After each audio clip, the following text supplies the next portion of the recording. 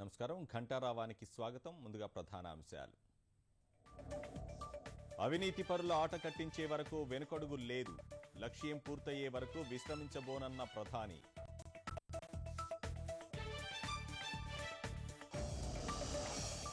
బంగారు వర్తకులకు ఐటీ దాడుల భయం. తణుకులో దుకాణాల మూసివేత.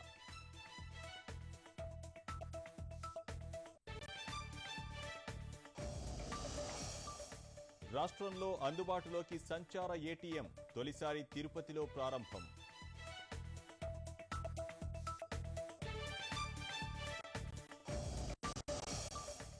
పోలీసుల అదుపులో ప్రొఫెసర్ లక్ష్మి. బెంగళూరులో పట్టుకున్న పోలీసులు.